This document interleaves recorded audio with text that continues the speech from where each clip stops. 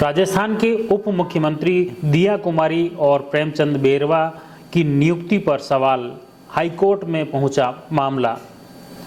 राजस्थान में भजनलाल शर्मा सरकार के एक सप्ताह पूरा ही नहीं हुआ और उससे पहले ही संकट गहराने लगा है। आपको बता दें कि एक अधिवक्ता ओम प्रकाश सोलंकी ने हाईकोर्ट में जनहित याचिका दायर की है और उसमें याचिका में मुख्य रूप से बताया गया है कि दिया कुमारी और प्रेमचंद बेरवा को उप मुख्यमंत्री घोषित करते हुए उन्हें शपथ दिलाई गई है जो संविधान के खिलाफ है। संविधान में उप मुख्यमंत्री को शपथ दिलाने का कोई प्रावधान नहीं है, इसलिए इन्हें इस याचिका में उन्हें निरस्त करने की मांग की है। उन्होंने कहा कि ये उप मुख्यमंत्री की जो शपथ दिलाई गई है वो असंवैधानिक है। ऐसे में इनके उप मुख्यमंत्री बने रहने को लेकर भी सवाल खड़े हो रहे हैं। हालांकि उप मुख्यमंत्री ये रहना कोई पहला मामला नहीं है, इससे पहले भी राजस्थान के अलावा कई राज्यों में उप मुख्यमंत्री पहले से हैं। हाल ही में मध्य प्रदेश और छत्तीसगढ़ में भी उप मुख्यमंत्री पद की शपथ ली है। 6 महीने पहले कर्नाटक में कांग्रेस की सरकार बनी, वहां पर भी डीके शिव कुमार को उप मुख्यमंत्री पद की शपथ दिलाई गई। राजस्थान में पूर्ववर्ती सरकार में सचिन पायलट डिप्टी सीएम थे, मगर उन्होंने कैबिनेट मंत्री पद की शपथ ली थी।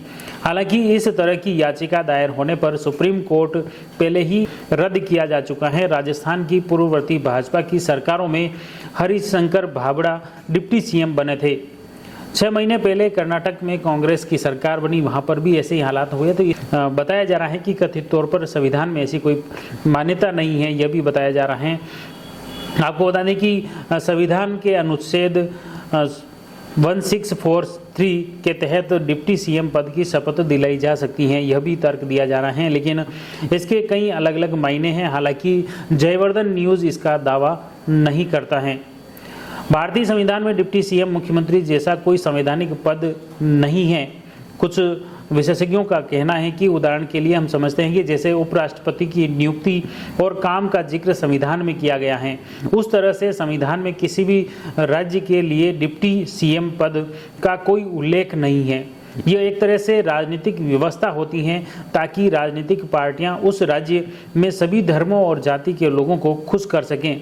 बता दें कि राज्य के मुख्यमंत्री की तरह डिप्टी सीएम के पास कोई विशिष्ट वित्तीय या प्रशासनिक शक्तियां भी नहीं होती हैं। संविधान में डिप्टी सीएम जैसा कोई पद नहीं है, इसलिए राज्य के मुख्यमंत्री के अधिकारों और कार्य करने के तरीके में किसी प्रकार का कोई कमी भी नहीं रहती है कि दो उप मुख्यमंत्री बन गए तो इसमें कोई मुख्यमंत्री के कामकाज में कोई बंटवारा हो, ऐसा कुछ नहीं है। उप मुख्यमंत्री एक कैबिनेट मंत्री की तरह ही कार्य करेंगे। एक विभाग जो उन्हें मिलेंगे, उन विभाग के वे कैबिनेट मंत्री रहेंगे और वही अधिकार उन्हें मिलेंगे। उप मुख्यमंत्री का मतलब ऐसा नहीं है कि मुख्यमंत्री के जो अधिकार हैं उसमें से कोई कम करके इन्हें कोई विशेष अधिकार दिए गए हो, ऐसे भी प्रावधान नहीं है। और साथ ही मुख्यमंत्री की अनुपस्थिति में भी इन्हें कार्यवाहक मुख्यमंत्री नहीं माना जा सकता है, यह भी एक मुख्य रूप से इसमें देखा गया है। संविधान में डिप्टी सीएम जैसा कोई पद नहीं है, इसीलिए राज्य के मुख्यमंत्री अधिकारों और कार्य करने के तरीके किसी तरह की कोई कमी नहीं होगी। इतना ही नहीं, किसी भी विभाग की कोई फाइल डिप्टी सीएम से होते हुए मुख्यमंत्री तक नहीं जाती है। साफ शब्दों में कहें तो डिप्टी सीएम का पद एक प्रतीकात्मक पद है। इस पद को एक कैबिनेट मंत्री ही मुख्य इनका पद रहेगा, जो इनके विभाग का आवंटन होगा। उस विभाग के जो कैबिनेट मंत्री या राज्य मंत्री का जो अधिकार रहते हैं कैबिनेट मंत्री के, वो इन्हें अधिकार मिलेंगे। इसी तरह से रैंक और भत्तों के मामले में अगर डिप्टी सीएम देखें तो कैबिनेट मंत्री के बराबर इन्हें जो भत्ते हैं वो मिलेंगे। इससे इतर कुछ भी इनके अतिरिक्त परिलाभ नहीं है। जो कैबिनेट मंत्री को जो परिलाभ मिलते हैं, जो भत्ते मिलते हैं, जो रैंक है, वही सुविधाएं उप मुख्यमंत्री को मिलेगी। यानी कि उप मुख्यमंत्री एक कैबिनेट मंत्री के इक्वल हैं, के बराबर हैं। इतना ही नहीं, शपथ लेते समय भी कोई नेता डिप्टी सीएम पद की शपथ नहीं ले सकता है, यह भी विशेषज्ञों का कहना है। उन्हें मंत्री के तौर पर शपथ लेनी होती है। इसके अलावा डिप्टी सीएम केवल वही विभाग देखेगा जो कि मुख्यमंत्री द्वारा उन्हें आवंटित किया जाता है। कैबिनेट में उन्हें जो सौंपा जाता है उसी विभाग के वो कैबिनेट मंत्री रहते हैं। आज दिनांक 16/12/2023 को मेरे द्वारा राजस्थान उच्च न्यायालय जयपुर पीठ में जनहित याचिका प्रस्तुत करके उप मुख्यमंत्री पद पर नियुक्त किए गए दिया कुमारी जी एवं प्रेमचंद बेरवा जी के उप मुख्यमंत्री पद को चुनौती दी गई है। केवल मात्र राजनीतिक पद है जो कि असंवैधानिक है।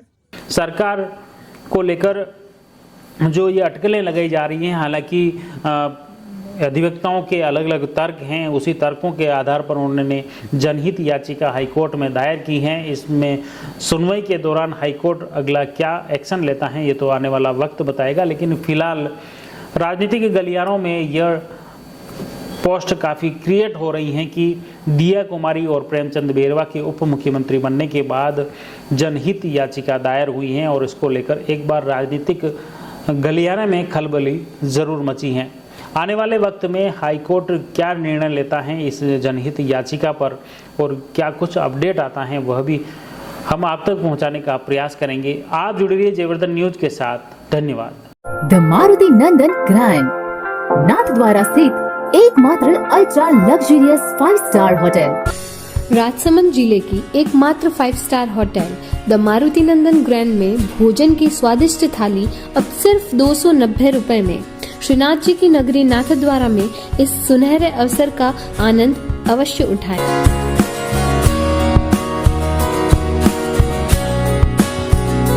मारुति नंदन ग्रैंड, थिंक नाथद्वारा, थिंक नंदन ग्रैंड।